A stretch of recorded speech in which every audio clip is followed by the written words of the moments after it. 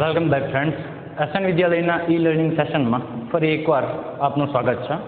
તો વિદ્યાર્થી મિત્રો, નેક્સ્ટ લેક્ચરની અંદર આપણે આપણું પ્રકરણ નંબર 1 જે છે એ પૂર્ણ જાહેર કર્યું હતું.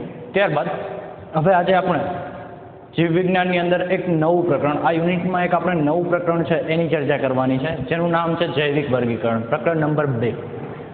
તો વિદ્યાર્થી મિત્રો, આપણે પહેલા ચેપ્ટરની અંદર વર્ગીકરણ છે એની કેટલીક માહિતી મેળવી હતી કે કોઈ પણ સજીવ છે એનું નામકરણ કેવી રીતે થાય, ત્યારબાદ એને વર્ગીકૃત કેવી રીતે કરવામાં આવે છે, થોડી ઘણી માહિતી આપણે એની જોઈ હતી, અને જે વર્ગીકૃત કક્ષાઓ છે એનો થોડો અભ્યાસ કર્યો હતો. ત્યારબાદ જે વર્ગીકરણના સાધનો છે એની થોડી ઘણી માહિતી મેળવી હતી. તો વિદ્યાર્થી મિત્રો, આજનું આપણું જે આ પ્રકરણ આપણે શરૂ કરવા જઈ રહ્યા છીએ, જૈવિક વર્ગીકરણ, એની અંદર આપણે જે વર્ગીકરણ, શરૂઆતથી જે વર્ગીકરણ કરવામાં આવેલું છે વૈજ્ઞાનિકો વડે, એ વિવિધ પદ્ધતિઓ જે છે એ વર્ગીકરણની પદ્ધતિઓ ભણવાની છે. અને એમાંની જે R.H. વિટેકર, રોબર્ટ વિટેકરની જે 5 સૃષ્ટિ વર્ગીકરણ પદ્ધતિ છે એનો આપણે અહીંયા થોડો ડીપમાં અભ્યાસ કરવાનો છે. તો વિદ્યાર્થી મિત્રો, આજે આપણે આપણું ચેપ્ટર શરૂ કરીએ છીએ, જેનું નામ છે જૈવિક વર્ગીકરણ. માણસથી પહેલાંના સમયથી, એટલે કે આદિકાળથી માનવ છે એ વર્ગીકરણ કરતો આવ્યો છે. સુશ્રુત અને ચરક સંહિતા છે એની અંદર પણ જે ઔષધિઓ છે એનું વર્ગીકરણનો ઉલ્લેખ થયેલો છે. કોઈ મેડિસિનલ પ્લાન્ટ છે, પહેલાંના જમાનામાં એવું હતું કે જ્યાં ભાગે ત્યાંથી જ તમને એની દવા મળી રહે. એટલા માટે માણસ છે એ શું કરતો કે વનસ્પતિઓ છે એની ઔષધિ, વનસ્પતિઓ છે એની જે લેપ કે એવી વગેરે પેસ્ટ બનાવી અને પોતાનો જે ઘાવ છે એના ઉપર લગાવી દેતો. એટલે એ પ્રમાણેનું જે વર્ગીકરણ છે એ સુશ્રુત અને ચરક સંહિતાની અંદર કરેલું છે, સુશ્રુત અને ચરકે. ત્યારબાદ આપણે જોઈએ કે માણસ છે એ ખાવાની છે, પહેરવાની જે વસ્તુઓ છે તેનું પણ, જે જીવન જરૂરી જે વસ્તુઓ છે એનું વર્ગીકરણ આદિકાળથી કરેલું છે. હવે વર્ગીકરણ ક્ષેત્રે સૌથી પહેલાં એરિસ્ટોટલ હતા. એરિસ્ટોટલે છે એ સૌથી પહેલાં વર્ગીકરણ કરવાનો એક પ્રયત્ન કરેલો. જોઈએ આપણે એરિસ્ટોટલનો શું ફાળો છે.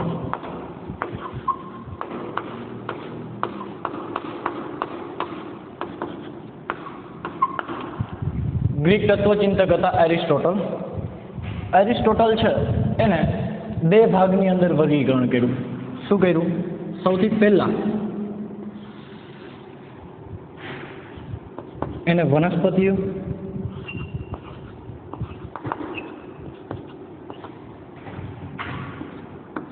અને પ્રાણી, આવી રીતે વર્ગીકરણ કર્યું એને. તો વનસ્પતિઓ છે એમાં એના કદના આધારે નાની વનસ્પતિ છે, થોડા મોટા કદની છે, એથી મોટા કદની વનસ્પતિ છે, એના આધારે એરિસ્ટોટલ છે એને પાછું વનસ્પતિ જે છે એને 3 ભાગમાં વિભાજિત કર્યા.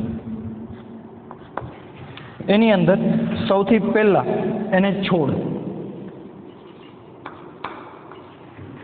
ત્યારબાદ છોડ કરતાં જેની હાઈટ છે એ વધારે હતી એક ક્ષુપ અને વૃક્ષ.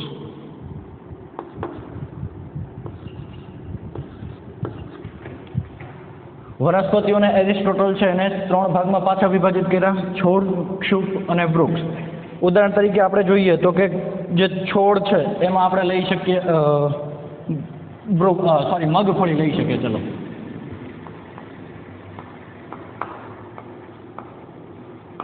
મગફળી છે એને આપણે છોડમાં લઈએ ઉદાહરણ તરીકે. પછી ક્ષુપ છે એમાં આંકડો લઈએ.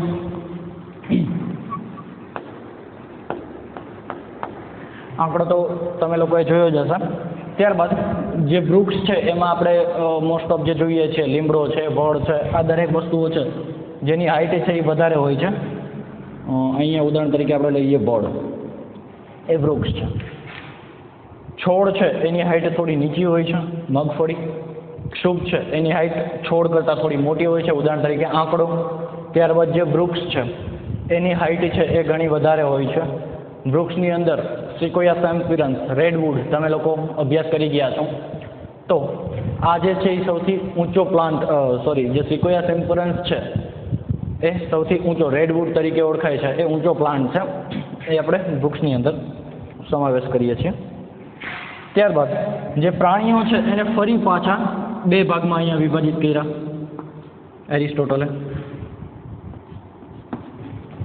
એક છે એ લાલ રુધિરવાળા,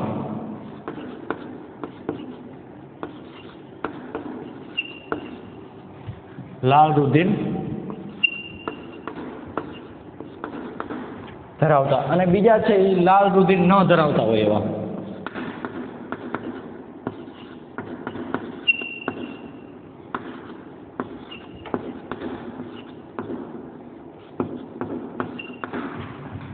તો વિદ્યાર્થી મિત્રો, સૌથી પહેલા જે એરિસ્ટોટલ છે એને ખાલી બાહ્ય લક્ષણોના આધારે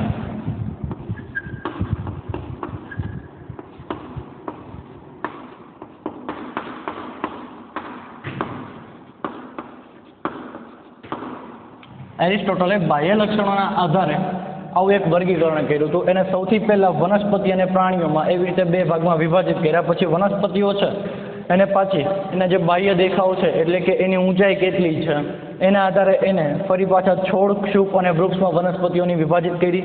ત્યારબાદ પ્રાણીઓ, તો પ્રાણીઓ છે એક જે લાલ રુધિર ધરાવતા હતા એટલે કે રક્તકણ વાળું રુધિર જે હતું એ લાલ રક્તકણના કારણે આપણું જે રુધિર છે આરબીસી એના કારણે આપણા રુધિરનો રંગ કેવો હોય છે? લાલ. તો એક લાલ રુધિર ધરાવતા હતા એવા પ્રાણીઓ, અને બીજા જે લાલ રુધિર ન ધરાવતા હોય એવા પ્રાણીઓ છે એની અંદર એરિસ્ટોટલ છે એને વર્ગીકૃત કર્યા. ત્યારબાદ જેમ જેમ વર્ગીકરણ છે મીન્સ કે જેમ જેમ વિજ્ઞાનની અંદર આવી રીતે આગળ આગળ પ્રગતિ થતી ગઈ એમ એમ ઘણા બધા વૈજ્ઞાનિકો આવ્યા અને એને વર્ગીકરણ કરવાનો પ્રયત્ન કર્યો. તો એરિસ્ટોટલ પછી એક બીજા વૈજ્ઞાનિક આવ્યા, લિનિયસ.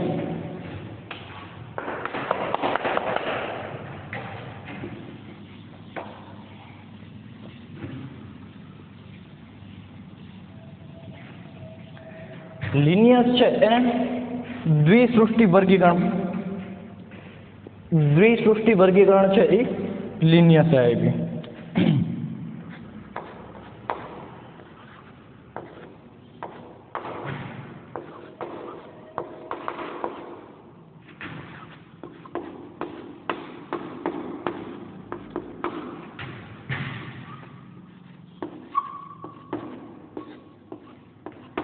કોના વડે આપવા માહિતી વિદ્યાર્થી મિત્રો? તો કે લિનિયસ.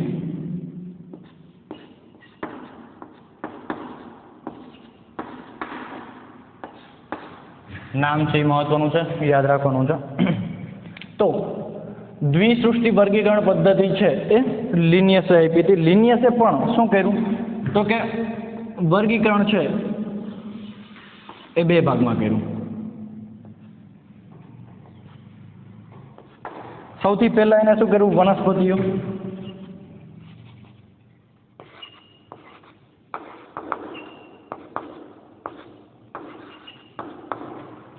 અને એક બીજું ગ્રુપ પાડ્યું એ છે પ્રાણીઓનું.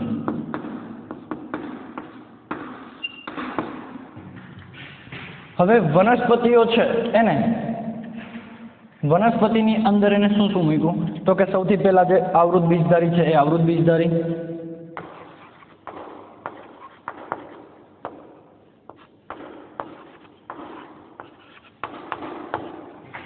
ફૂગ છે એને પણ વનસ્પતિઓની અંદર મૂકેલું છે લિનિયસે, એટલે કે ફૂગ. ત્યારબાદ એને લિનિયસ છે એને બેક્ટેરિયા જે છે બેક્ટેરિયાને પણ વનસ્પતિઓની અંદર મૂકી દીધા.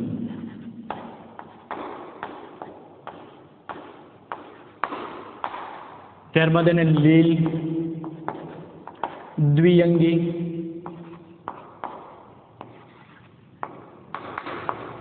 લીલ, દ્વિઅંગી અને ત્રિઅંગી તમે લોકો ડીપની અંદર ત્રીજા પ્રકરણની અંદર આનો અભ્યાસ કરવાના જ છો.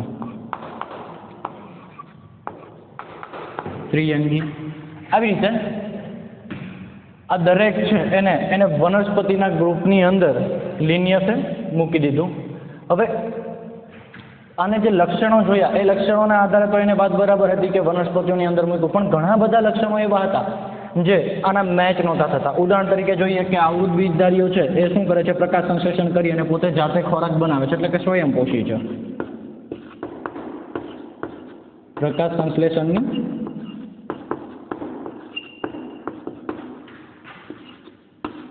ક્રિયા કરે જેના વડે પોતે પોતાનું પોષણ મેળવે છે. હવે તમને લોકોને ખ્યાલ હશે કે પ્રકાશ સંશ્લેષણની ક્રિયા છે એ કોને કહેવાય છે. ત્યારબાદ ફૂગ છે એ તો પ્રકાશ સંશ્લેષણની ક્રિયા કરતી નથી, એટલે ફૂગ છે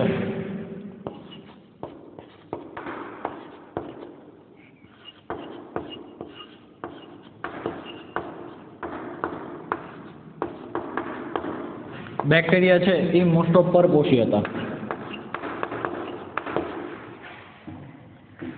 લીલ, દ્વિઅંગી અને ત્રિઅંગી છે, જે આ જે લીલ, દ્વિઅંગી અને ત્રિઅંગી વનસ્પતિ છે એ પણ શું કરતી હતી? પ્રકાશ સંશ્લેષણની ક્રિયા કરતી હતી.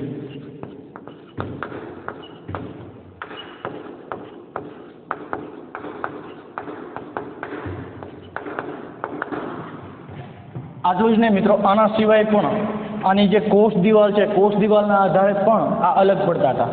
લીલ, દ્વિઅંગી અને ત્રિઅંગી છે એની કોષ દિવાલ અલગ બનતી હતી. બેક્ટેરિયા છે, બેક્ટેરિયાની તો વિવિધ પ્રકારની હતી. અમુક છે એ પેપ્ટિડોગ્લાયકેન, મ્યુરિનની કોષ દિવાલ ધરાવતા હતા.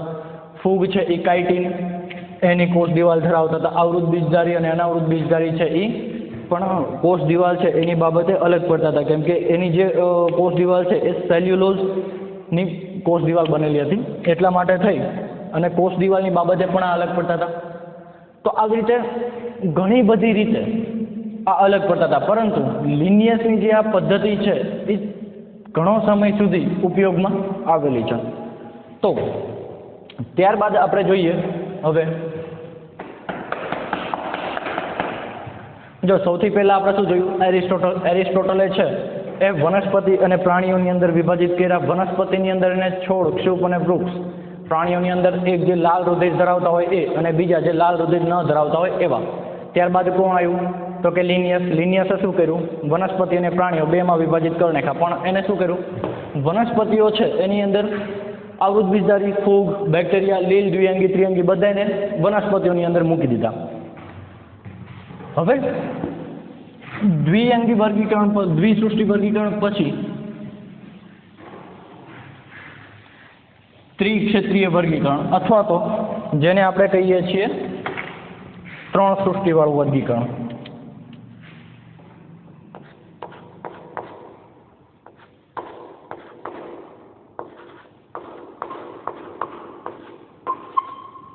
ત્રિક્ષેત્રીય વર્ગીકરણ. તો વિદ્યાર્થી મિત્રો, આ જે ત્રિક્ષેત્રીય વર્ગીકરણ છે એ વુહ્ઝ નામના વૈજ્ઞાનિકે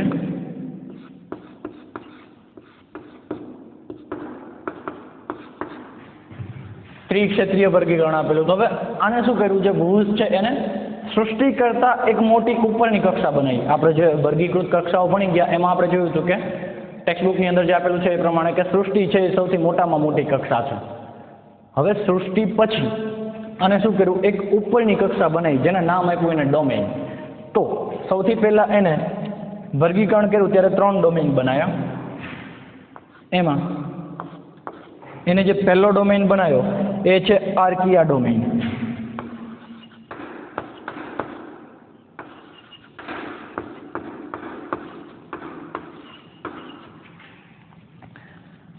આર્કિયા ડોમેઇન. ત્યારબાદ બીજો જે ડોમેઇન બનાવ્યું યુ બેક્ટેરિયા ડોમેઇન.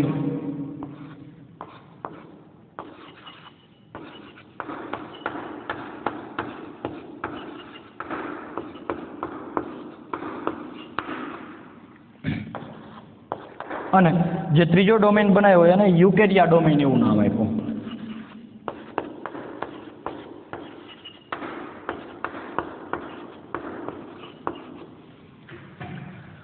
વુહ્ઝે શું કર્યું? વર્ગીકરણ કક્ષા છે એમાં સૃષ્ટિની ઉપરથી એક કક્ષા બનાવી જેને નામ આપ્યું ડોમેઇન. 3 ડોમેઇન પાડ્યા એને, 3 ડોમેઇન બનાવ્યા. પહેલું આર્કિયા ડોમેઇન, બીજું યુ બેક્ટેરિયા ડોમેઇન, ત્રીજું જે છે એ યુકેરિયા ડોમેઇન. હવે એને જે પહેલા બે છે આર્કિયા અને યુ બેક્ટેરિયા, એની અંદર એને વિવિધ પ્રકારના જે બેક્ટેરિયા છે એને મૂકી દીધા. એટલે કે જો એને બેક્ટેરિયા છે એને અલગ કર્યા. આપણે હમણાં જોયું લિનિયસનું વર્ગીકરણ, એને વનસ્પતિઓની અંદર બેક્ટેરિયા પણ મૂક્યા હતા. આની અંદર એને વિવિધ પ્રકારના બેક્ટેરિયા મૂક્યા પહેલા 2 ડોમેઇનમાં.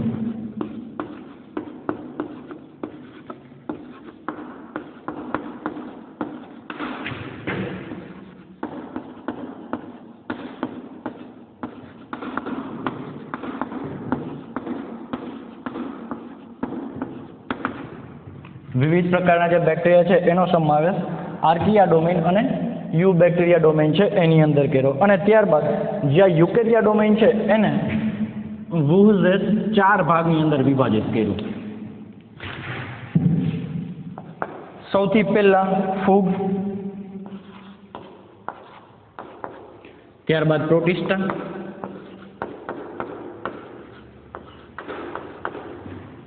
વનસ્પતિ સૃષ્ટિ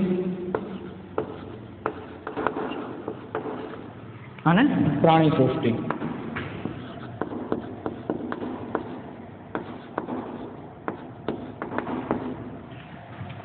જો વિદ્યાર્થી મિત્રો,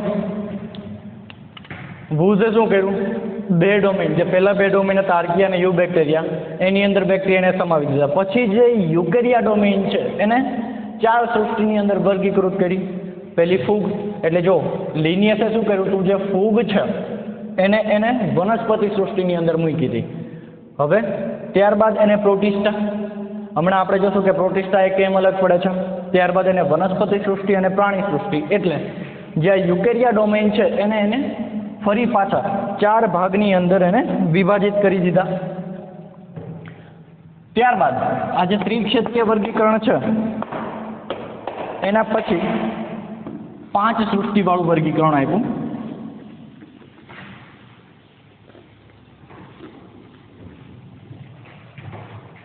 આ જે વર્ગીકરણ પદ્ધતિ છે એનો આપણે થોડો ડીપમાં અભ્યાસ કરવાનો છે.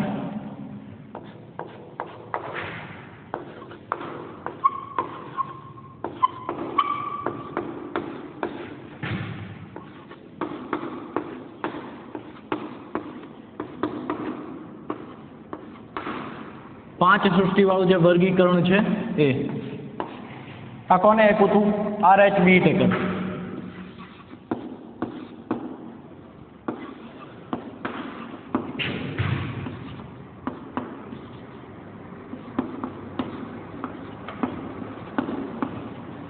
RH વિટેકર નામનો વૈજ્ઞાનિક છે, એને શું કર્યું હતું? 5 સૃષ્ટિ વર્ગીકરણ. જો મિત્રો એની અંદર જે વર્ષ આપેલું છે એ આપણે યાદ રાખવાનું છે, 1969.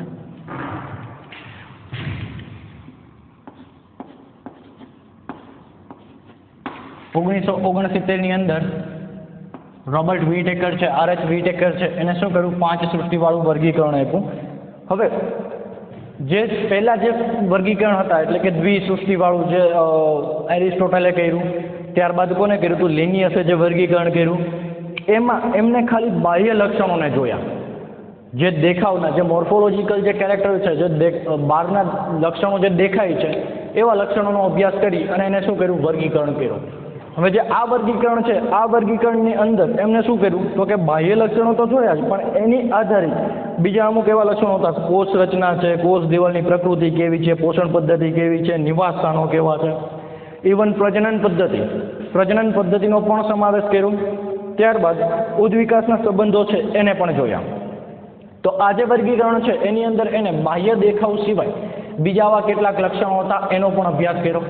હવે જે હાલમાં જે વર્ગીકરણ થાય છે એની અંદર જૈવ રસાયણો, એટલે આ તમે જૈવ અણુઓની અંદર ભણી ગયા કે જે કોષની અંદર જે રસાયણો હોય એનો પણ વર્ગીકરણ માટે ઉપયોગ કરવામાં આવે છે.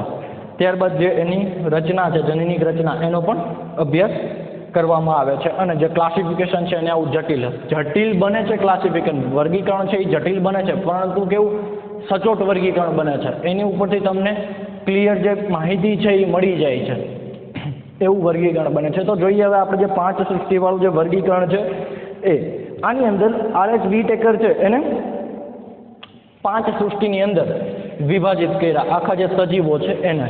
તો અહીંયા આપણે જોઈએ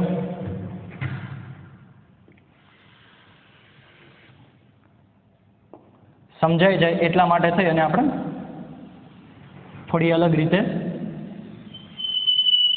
યાદ રાખવાની કોશિશ કરશો. આવી રીતે જેટલા પણ સજીવ છે દરેક સજીવ આની અંદર આવી ગયા. તમે એવું માની શકો છો કે આ પૃથ્વી છે એક પ્રકારે, બરાબર. આની અંદર ટોટલી જે બધા સજીવ છે એ આવી ગયા. હવે શું કર્યું? RH વિટેકર છે એને આવી રીતે ભાગ પાડ્યા.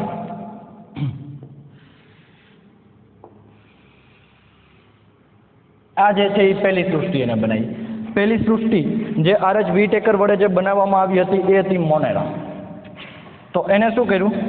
એવા કોષો લીધા કે જે આદિકોષ કેન્દ્રીય હતા. આદિકોષ કેન્દ્રીય અને સુકોષ કેન્દ્રીય છે એ તમે લોકો પ્રકરણ નંબર 8 ની અંદર ભણી ગયા છો, એટલે અહીંયા આપણે બહુ ડિટેલમાં એની ચર્ચા કરતા નથી, પણ થોડીક આપણને ખ્યાલ આવી જાય એટલા માટે રિવાઇઝ કરી લઈએ કે આદિકોષ કેન્દ્રીય અને સુકોષ કેન્દ્રીય છે એનો જે પહેલો તફાવત એના રિબોઝોમ્સ અલગ અલગ પ્રકારના હતા. મેઇન વસ્તુ તો કે આદિકોષ કેન્દ્રીય કેમ કહેવાય, તો કે એનું જે કોષ કેન્દ્ર છે એના ફરતે જે પટલ છે એ પટલ હોતું નથી, એટલા માટે આદિકોષ કેન્દ્રીય. અને સુકોષ કેન્દ્રીય કેમ, તો કે એના ફરતે જે પટલ છે એ પટલ વેલ ડેવલપ હોય છે, વિકસિત થયેલું હોય છે. પ્લસ જે આદિકોષ કેન્દ્રીય છે એની અંદર જે અંગિકાઓ છે એ અંગિકાઓ પટલ વિહીન અંગિકાઓ હોય છે, અને જે સુકોષ કેન્દ્રીય છે એની અંદર પટલ યુક્ત. આદિકોષ કેન્દ્રીયમાં આપણી ટેક્સ્ટબુક પ્રમાણે જેમ કીધું છે એમ માત્ર અંગિકા છે, રિબોઝોમ. અને સુકોષ કેન્દ્રીય છે એમાં ઘણી બધી અંગિકાઓ છે આવેલી છે. તો સૌથી પહેલા વિટેકરે શું કર્યું, તો કે એવા સજીવો લીધા જે આદિકોષ કેન્દ્રીય હતા.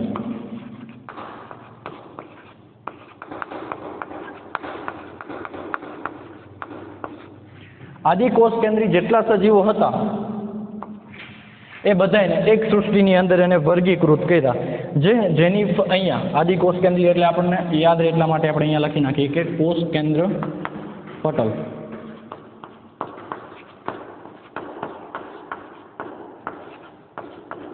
ગેરહાજર.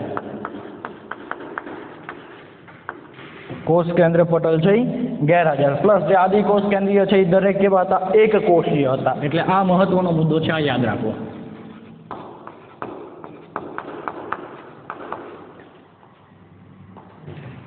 શું કર્યું વિટેકરે, આદિકોષ કેન્દ્રીય બધા લીધા. આદિકોષ કેન્દ્રીયની અંદર કોષ કેન્દ્ર પટલ ગેરહાજર હોય છે, અને એક કોષીય હોય એવા આદિકોષ કેન્દ્રીય લઈ લીધા. અને શું કર્યું, એને મોટાભાગે એક કોષીય જ હોય છે. દરેક છે એને સૃષ્ટિ મોનેરા અલગ ભાગમાં પડ્યા અને એને નામ આપ્યું સૃષ્ટિ મોનેરા. આ થઈ ગઈ આપણી પહેલી સૃષ્ટિ, જે વિટેકરની સૃષ્ટિનો આપણે અભ્યાસ કરવાનો છે એ. ત્યારબાદ શું કર્યું,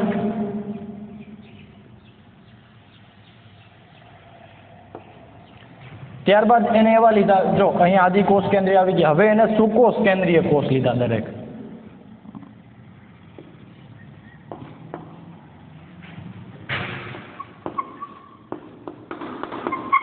સુકોષ કેન્દ્રીય. સુકોષ કેન્દ્રીય છે એટલે શું હોય, એની અંદર જે કોષ કેન્દ્ર પટલ છે એ હાજર હતું.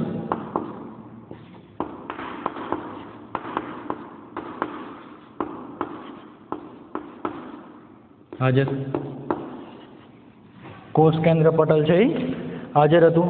અને એક વસ્તુ મહત્વની યાદ રાખવાની છે અહીંયા, આ દરેક છે એ કેવા હતા, એક કોષીય. એટલે હું અહીંયા લખું છું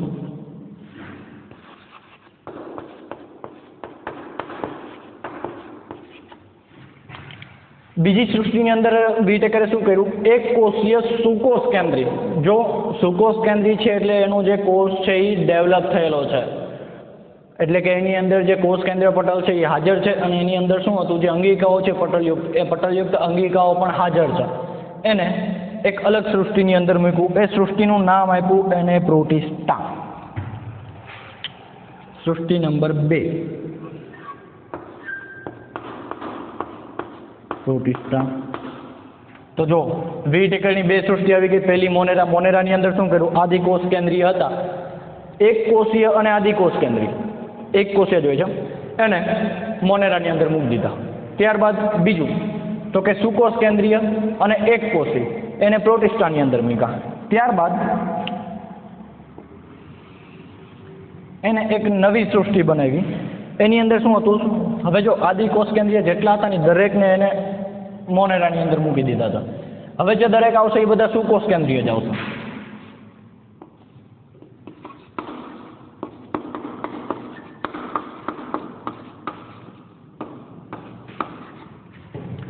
સુકોષ કેન્દ્રીય કોષ ધરાવતા જેટલા સજીવો હતા, પ્લસ બીજું એને શું જોયું, તો કે બહુકોષીય હતા.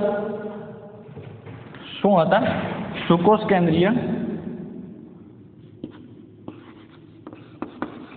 બહુકોષીય. અને હજી એક વસ્તુ એને અહીંયા જોઈ હતી, પોષણની પદ્ધતિ જે વિષમ કોષી છે. પોષણ, જો પોષણ પદ્ધતિ એટલે કે પોષણ કેવી રીતે મેળવે છે. ઉદાહરણ તરીકે વનસ્પતિઓ છે એ પ્રકાશ સંશ્લેષણ કરી અને પોતે પોતાનો ખોરાક જાતે તૈયાર કરે છે, તો એ સ્વયંપોષી છે. અને બીજા ઉપર આપણે ખોરાક માટે આધાર રાખીએ તો આપણે વિષમપોષી છે. પોષણની પદ્ધતિ જોઈ, ત્યારબાદ એને શું જોયું કે કોષ દિવાલ છે એ કાઇટિનની બનેલી હતી. કોષ દિવાલની દ્રષ્ટિએ અલગ પડતા હતા, એટલે કોષ દિવાલ કેની બનેલી હતી? કાઇટિનની.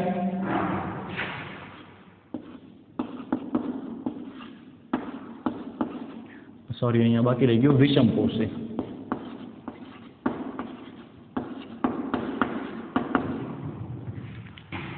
તો આવા જે લક્ષણો હતા, જો લક્ષણો ખાસ તમારા મગજમાં યાદ રહેવા જોઈએ. સુકોષ કેન્દ્રીય એક કોષી હતા પ્રોટિસ્ટામાં, સુકોષ કેન્દ્રીય બહુકોષી આવ્યા.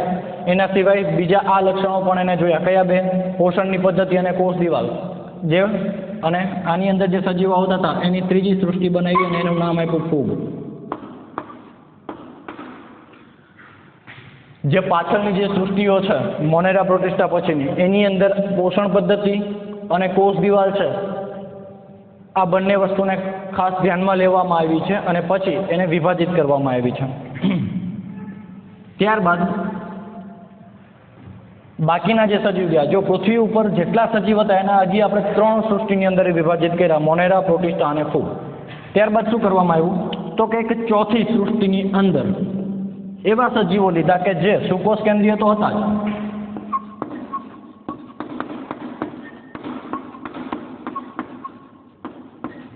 સુકોષ કેન્દ્રીય તો હતા જ, બરોબર.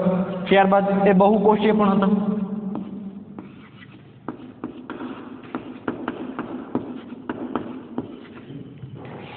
એમની જે પોષણની પદ્ધતિ છે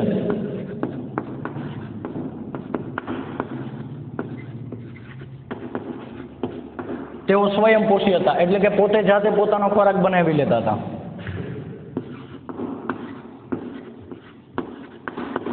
પ્રકાશ સંશ્લેષણની ક્રિયા વડે. ત્યારબાદ પોષણ પદ્ધતિ પછી આપણે જોવાનું છે કોષ દિવાલ.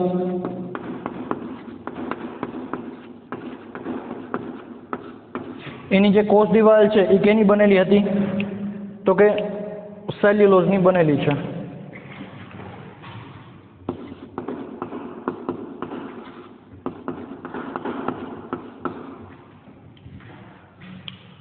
તો આવા જે લક્ષણો ધરાવતા હતા જે સજીવો, એને એક નવી સૃષ્ટિ બનાવી, ચોથી સૃષ્ટિ, અને એને નામ આપ્યું વનસ્પતિ સૃષ્ટિ. તો મિત્રો, વનસ્પતિ સૃષ્ટિની અંદર કોનો સમાવેશ કર્યો? આર.એચ. વ્હિટેકરે. જે સુકોષ કેન્દ્રીય સજીવો હતા, બહુકોષીય હતા, ત્યારબાદ પોષણ પદ્ધતિ એમની સ્વયંપોષી હતી, અને કોષ દિવાલની સેલ્યુલોઝની કોષ દિવાલ ધરાવતા હતા, એવા જે સજીવો છે એને વનસ્પતિ સૃષ્ટિની અંદર વિભાજિત કર્યા. ત્યારબાદ પાંચમી સૃષ્ટિ, જે બાકી સજીવો રહ્યા એને કેવી રીતે વિભાજિત કર્યા તો કે સુકોષ કેન્દ્રીય રીતે.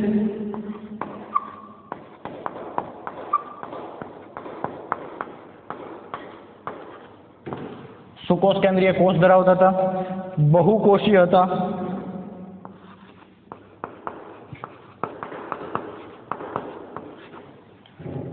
પોષણની જે પદ્ધતિ છે એ કેવી હતી? વિષમપોષી હતા.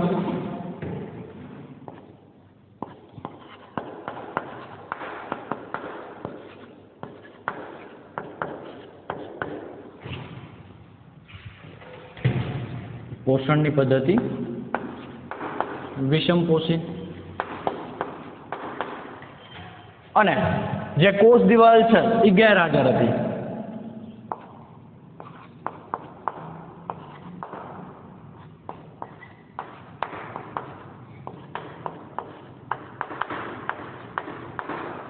કોષ દિવાલ ગેરહાજર હતી.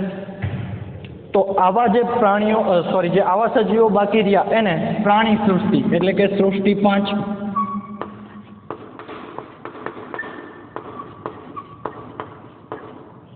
પ્રાણી સૃષ્ટિની અંદર વર્ગીકૃત કરવામાં આવ્યા. તો જો આર.એચ. વ્હિટેકરે શું કર્યું, જેટલા સજીવો હતા એને 5 સૃષ્ટિની અંદર વર્ગીકૃત કરી નાખ્યા. સૌથી પહેલા હતા મોનેરા. મોનેરા છે એ આદિકોષ કેન્દ્રીય. આદિકોષ કેન્દ્રીય ખાલી એક જ સૃષ્ટિમાં આવે છે, મોનેરા. ક્વેશ્ચન પૂછવાની શક્યતા અહીંયા જ છે. હવે આદિકોષ કેન્દ્રીય એટલે કે કેવા કોષ તો કે કોષ કેન્દ્ર પટલ છે એ ગેરહાજર હોય. કોષ કેન્દ્ર પટલ એટલે કે કોષ કેન્દ્રની ફરતે જે પટલ આવેલું હોય એ. આ છે એ કોષ છે, આ છે એનું કોષ કેન્દ્ર છે. તો અહીંયા જ્યાં કોષ કેન્દ્ર પટલ આવેલું હોય, કોષ કેન્દ્ર ફરતે એક પટલ આવેલું હોય, આ પટલ છે એ આદિકોષ કેન્દ્રીયમાં ગેરહાજર હોય, એટલા માટે એને આદિકોષ કેન્દ્રીય કોષ કહેવાય છે. અને એક કોષીય હતા, મોસ્ટ ઓફ એક કોષીય જ હોય છે. વારંવાર એવું એટલા માટે કહું છું જેથી કરી અને MCQમાં તમે ગુજવાવ નહીં.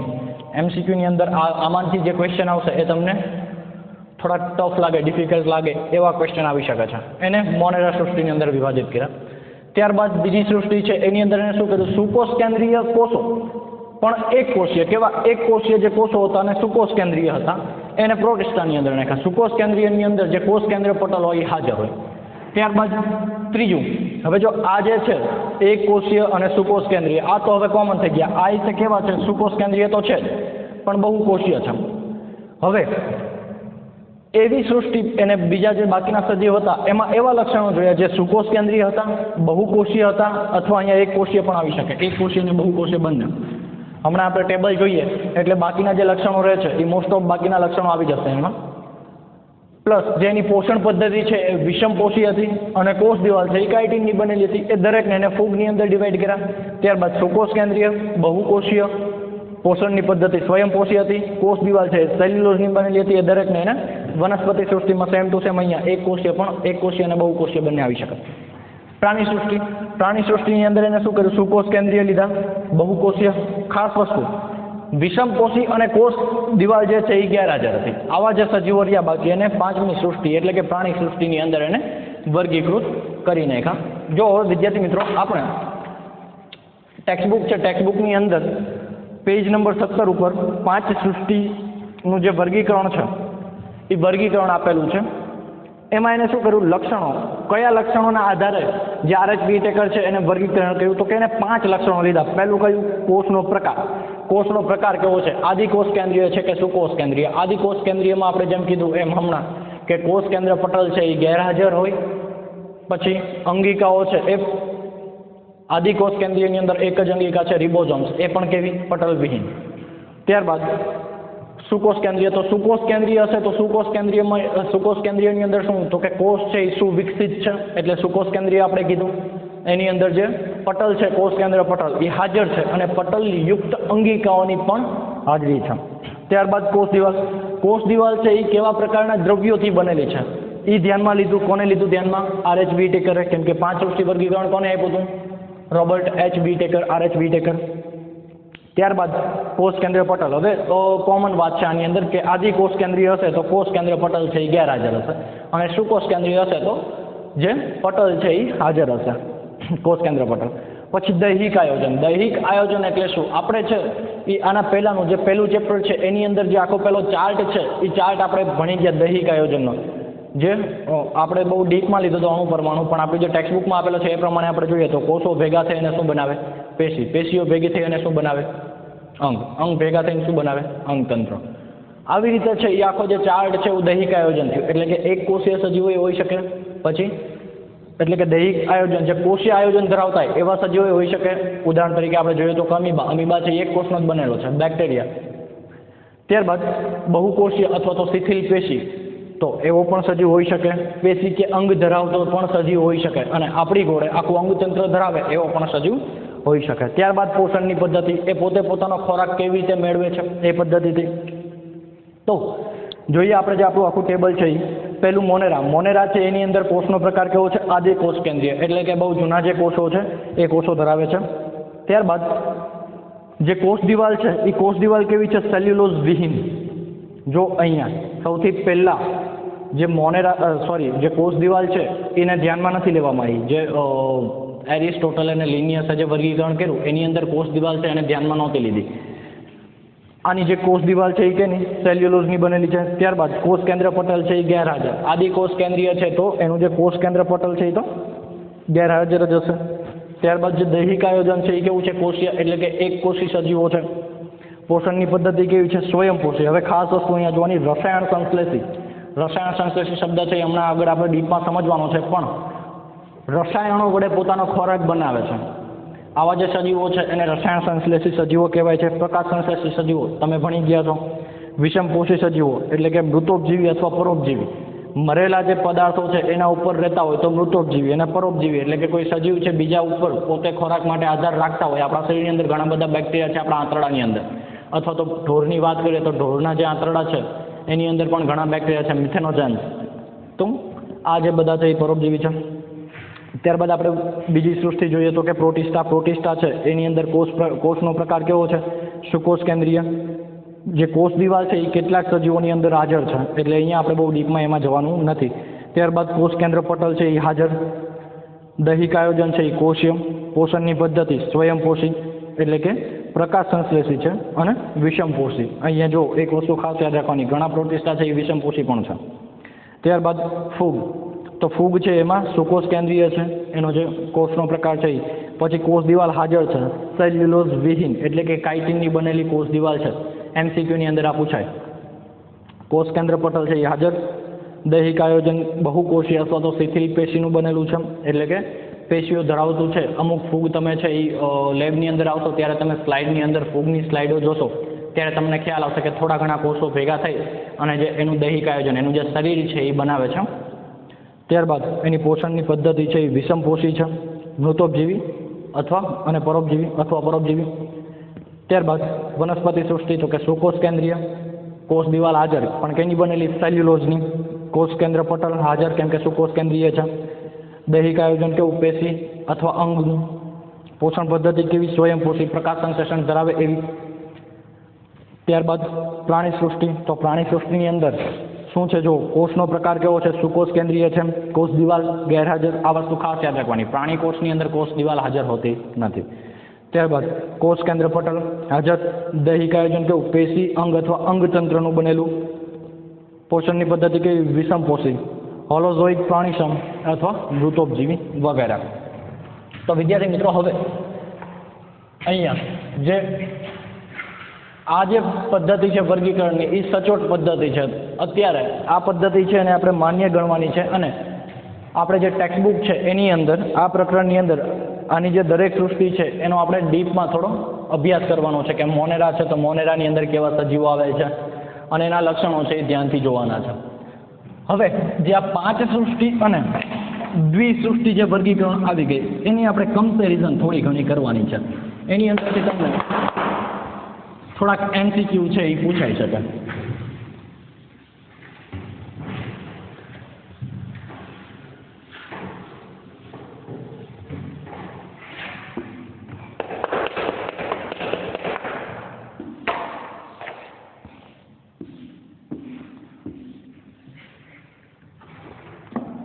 જોઈએ હવે પહેલા જોઈએ આપણે દ્વિસૃષ્ટિ વાળું છે એને આ સાઈડ લખીએ. આપણે દ્વિસૃષ્ટિ વર્ગીકરણની અંદર એની અંદર એમને શું કર્યું હતું તેમાં, એટલે કે દ્વિસૃષ્ટિમાં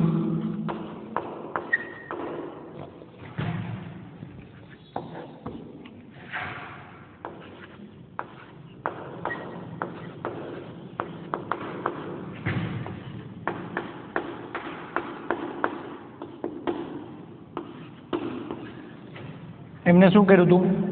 બેક્ટેરિયા, નીલહરિત લીલ,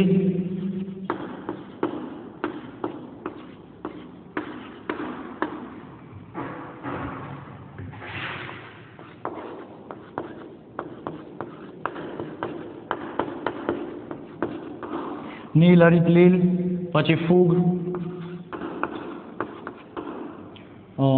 અન્ય લીલ, દ્વિઅંગી, ત્યારબાદ ત્રિઅંગી વનસ્પતિ, આવૃત બીજધારી,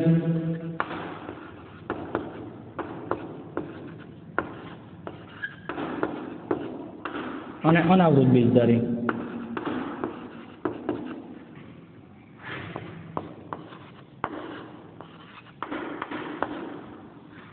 આ દરેક જે છે એનો સમાવેશ એક જ સૃષ્ટિની અંદર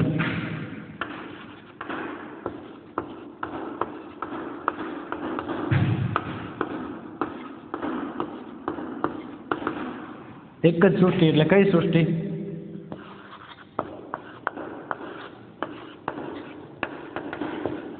વનસ્પતિ સૃષ્ટિ. લખી દઉં છું એટલે યાદ રહે.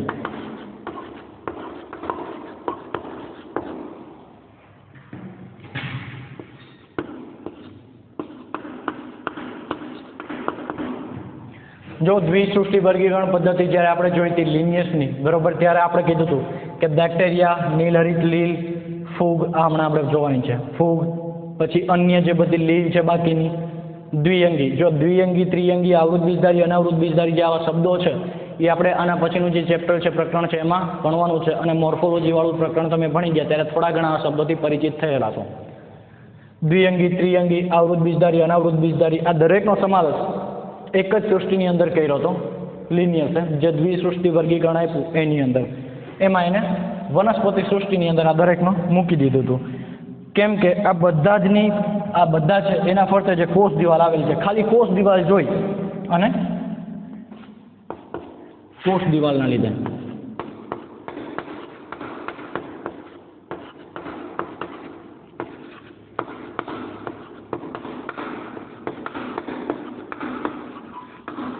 કોષ દિવાલ ધરાવતા હતા, આ એક લક્ષણ એને જોયું.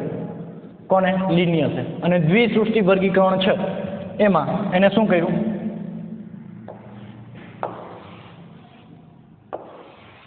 આ દરેકને વનસ્પતિ સૃષ્ટિની અંદર મૂકી દીધા. હવે જે 5 સૃષ્ટિ વાળું જે વર્ગીકરણ છે, અહીંયા જોઈએ આપણે,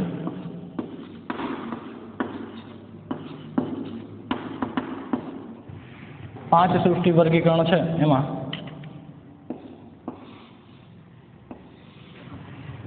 બેક્ટેરિયા છે એને અલગ મૂક્યા. કેવી રીતે આપણે બેક્ટેરિયાને અલગ મૂક્યા? તો કે હમણાં જેમ આપણે જોયું કે બેક્ટેરિયાની આદિકોષ કેન્દ્રીય હતા, તો આપણે કેમાં મૂક્યા? મોનેરાની અંદર. નીલહરિત લીલ છે એને પણ આપણે કેમાં મૂકી? મોનેરામાં. તો આમાં મોનેરા સૃષ્ટિ પહેલા જોઈએ આપણે.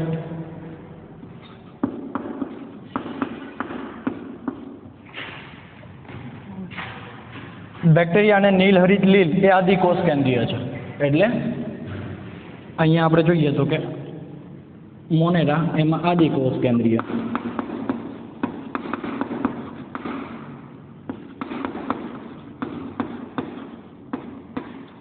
આમાંથી નીલહરિત લીલ અને બેક્ટેરિયા ઘણા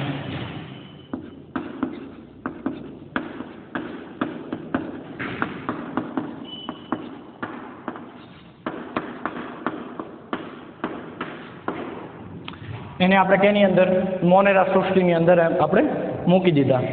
ત્યારબાદ ફૂગ એ શું હતી? એક તો જો એટલે અહીંયાથી આપણે જોવા જઈએ તો થોડાક, ચલો અહીંયા બેક્ટેરિયા અને આ જે નીલહરિત લીલ છે એનો આપણે એક અલગ સૃષ્ટિની અંદર સમાવેશ કર્યો. ત્યારબાદ આપણે જોઈ ફૂગ.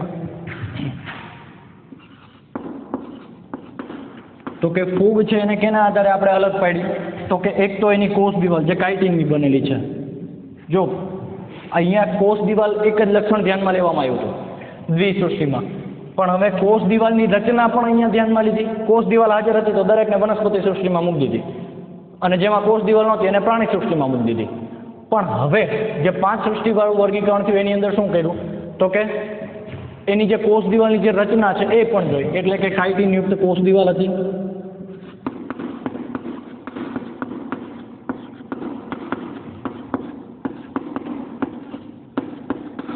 કાઇટિનની બનેલી હતી અને વિષમપોષી હતી.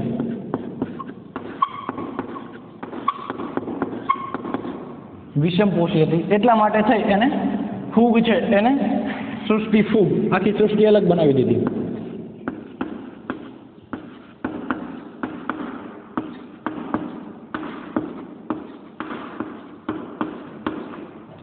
સૃષ્ટિ ફૂગની અંદર આપણે એનો સમાવેશ કરી દીધો. ત્યારબાદ લીલ, દ્વિઅંગી, ત્રિઅંગી, આવૃત અને અનાવૃત બીજધારી છે. લીલ, દ્વિઅંગી, ત્રિઅંગી, આવૃત અને અનાવૃત બીજધારી, એને આપણે અલગ સૃષ્ટિ બનાવી, વનસ્પતિ સૃષ્ટિ.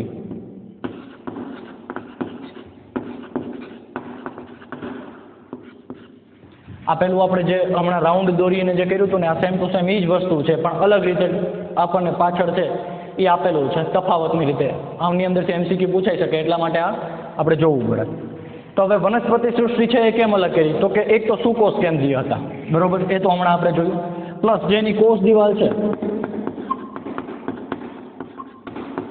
એ સેલ્યુલોઝની બનેલી હતી અને સ્વયંપોષી હતા.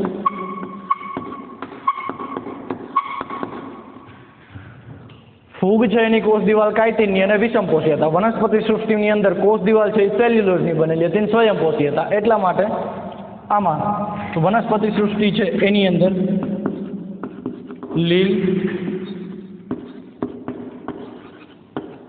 દ્વિઅંગી, ત્રિઅંગી, આવૃત બીજધારી અને અનાવૃત બીજધારી.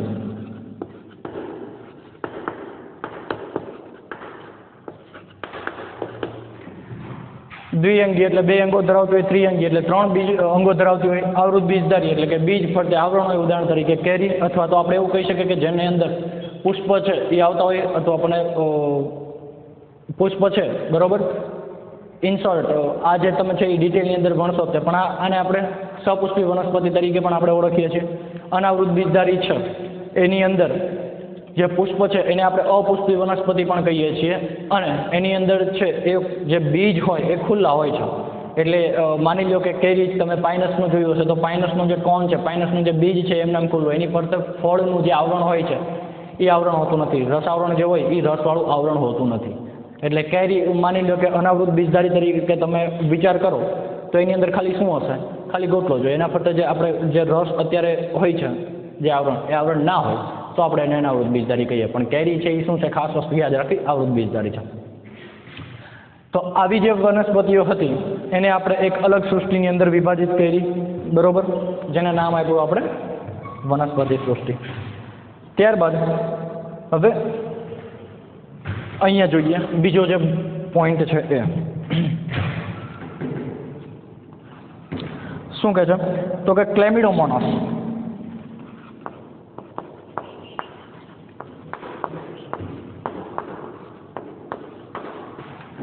જે ક્લેમિડોમોનાસ છે એ શું છે? એક કોષીય છે, લીલ જ છે, એક કોષી. અને સ્પાયરોગાયરા એ બહુકોષી હતી.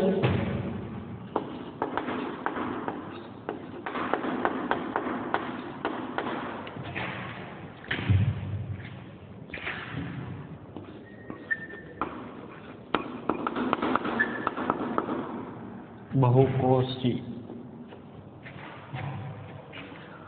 તો આ બંને છે એનો સમાવેશ એક જ સમૂહ લીલની અંદર કરી દીધો.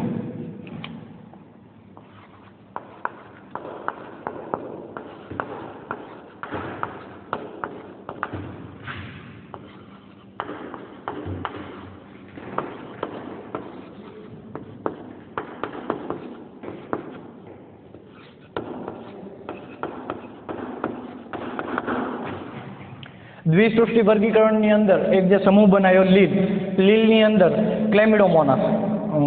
ક્લેમિડોમોનાસ એ કેવી હતી? એક કોષીય. અને સ્પાયરોગાયરા જે બહુકોષીય છે. આ બંનેનો સમાવેશ એક જ સમૂહ લીલની અંદર કરી દીધો. ત્યારબાદ જે બીજી આપણે જે 5 સૃષ્ટિવાળું જે વર્ગીકરણ કર્યું એની અંદર શું કર્યું? તો કે ક્લેમિડોમોનાસ, ક્લોરેલા, અમીબા, પેરામિશિયમ જેવા સુકોષ કેન્દ્રી અને એક કોષીય સજીવોને અલગ સૃષ્ટિ એટલે કે પ્રોટિસ્ટાની અંદર મુકાયા.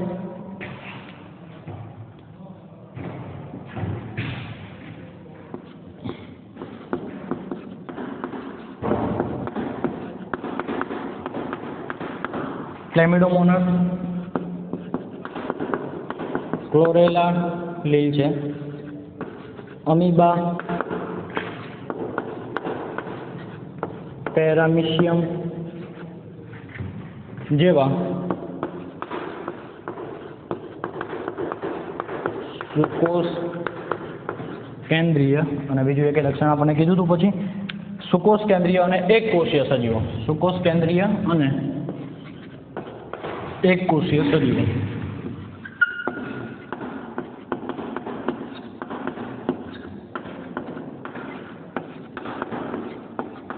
આનો સમાવેશ છે આપણે સૃષ્ટિ જે અલગ સૃષ્ટિ પાડી પ્રોટિસ્ટા,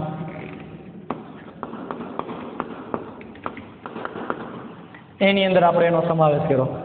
જો ક્લેમિડોમોનાસ છે લીલ છે, પણ જે પહેલાનું જે વર્ગીકરણ કર્યું એમાં ક્લેમિડોમોનાસ અને જે ક્લોરેલા છે એને વનસ્પતિ સૃષ્ટિની અંદર મૂકી દીધી હતી, અને અમીબા અને જે પેરામિશિયમ છે એને પ્રાણી સૃષ્ટિની અંદર મૂકી દેવામાં આવી હતી. ત્યારબાદ ફૂગ છે એ વિષમપોષી છે અને અન્ય વનસ્પતિઓ છે એ સ્વયંપોષી છે, તો પણ એનો સમાવેશ છે એ સૃષ્ટિ વનસ્પતિની અંદર જે દ્વિસૃષ્ટિનું વર્ગીકરણ છે એમાં કરાયો હતો. એટલે અહીંયા જોઈએ આપણે તો કે ચલો પહેલા ફૂગ જે કેવી છે, વિષમપોષી છે.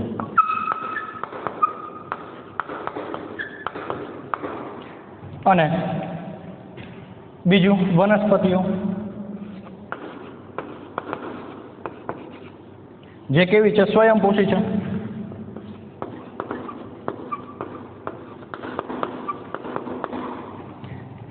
આ બંને અલગ અલગ લક્ષણો ધરાવતી હતી, તોય તે એક જ સૃષ્ટિ, બંનેનું એક જ સૃષ્ટિ.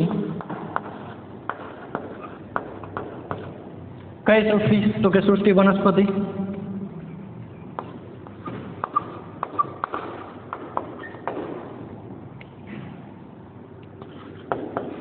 સમાવેશ કરાયો.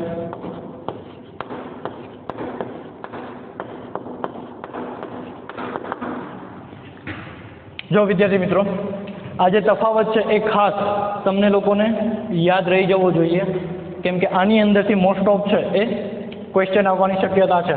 દ્વિસૃષ્ટિ વર્ગીકરણ છે એની અંદર શું કરવામાં આવ્યું તો કે બેક્ટેરિયા, નીલહરિત લીલ, ફૂગ, લીલ, દ્વિઅંગી, ત્રિઅંગી, આવૃત, અનાવૃત, આ દરેક જે છે એને ખાલી કોષ દિવાલના આધારે વનસ્પતિ સૃષ્ટિની અંદર મૂકી દીધો હતો, કેમ કે એ કોષ દિવાલ છે એ ધરાવતા હતા એટલા માટે. અને બાકીના જે સજીવો હતા જે કોષ દિવાલ નહોતા ધરાવતા એને પ્રાણી સૃષ્ટિની અંદર દ્વિસૃષ્ટિનું જે વર્ગીકરણ કર્યું એમાં આવી રીતે વર્ગીકરણ કર્યું. ત્યારબાદ ક્લેમિડોમોનાસ એક કોષીય લીલ હતી અને સ્પાયરોગાયરા છે એ બહુકોષીય લીલ હતી. તો આ બંનેનો એક જ સમૂહ લીલની અંદર સમાવેશ કરી દીધો. આ લક્ષણો ના જોયા, એક કોષીય અને બહુકોષીય. આ બંને એવી રીતે તો અલગ પડે છે ને, એનું દૈહિક આયોજન તો અલગ અલગ છે ને. આ એક કોષીય છે અને આ બહુકોષીય છે, તો પણ બંનેને એક જ સમૂહ જે છે લીલ સૃષ્ટિની અંદર જે સમૂહ પાડેલા છે એ સમૂહ આપણને અહીંયા ડીપમાં આપેલા નથી, પણ એની અંદર પણ શું કરવામાં આવ્યું હતું, સમૂહ પાડવામાં આવ્યા હતા. તો સમૂહ લીલ છે એની અંદર સમાવેશ કરી દીધો.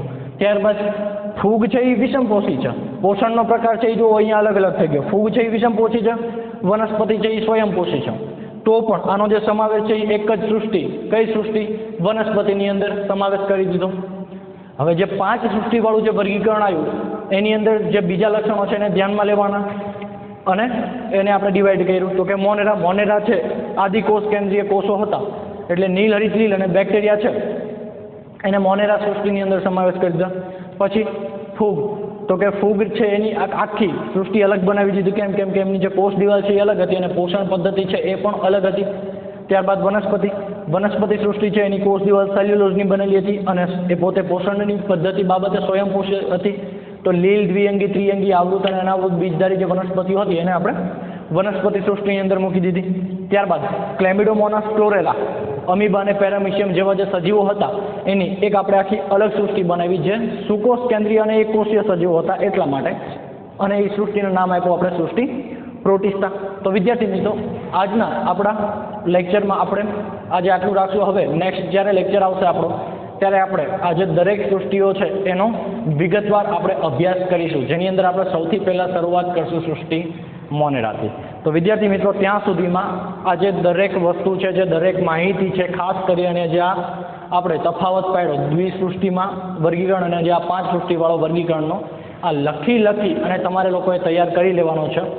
મોનેરા છે તો મોનેરાની અંદર કેવા કેવા સજીવો અને એના કેવા લક્ષણો, ઇન શોર્ટ હું તમને સામાન્ય માહિતી આપું અથવા તો સામાન્ય રીતે કહું તો તમારે પેજ નંબર 17 ઉપર જે કોષ્ટક 2.1 આપેલું છે આ કોષ્ટક તમારે વ્યવસ્થિત રીતે તમારા મગજની અંદર છંપાઈ જવું જોઈએ, કેમ કે આના આધારે આપણે આખું ચેપ્ટર છે એ અભ્યાસ કરવાનો છે.